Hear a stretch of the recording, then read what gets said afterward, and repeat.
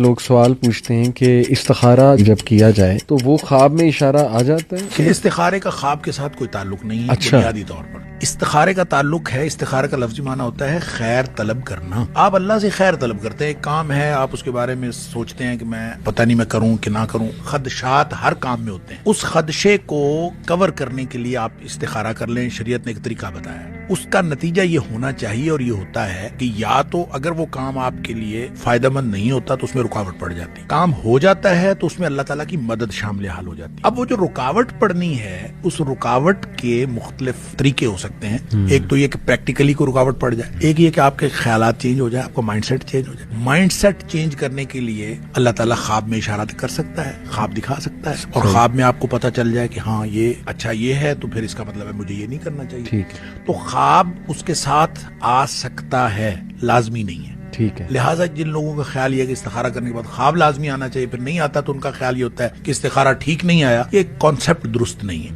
ہاں البتہ طریقہ کار یہ ہے کہ استخارہ کریں اور کام کرنا شروع کر دیں، ایکشن لے لیں. ایکشن لے لیں، اور اس ایکشن میں رکاوٹ پڑ جائے گی اس کو اللہ کی طرف سے سمجھیں. اگر آپ کا مائنڈ سیٹ چینج ہو جائے گا اس کو بھی اللہ کی طرف سے سمجھیں. خواب آ جائے گا تو بھی ٹھیک ہے، نہیں آئے گا تو بھی ٹھیک ہے. جو اس کے بعد ہوگا یقیناً وہ اللہ کی طرف سے ہوگا.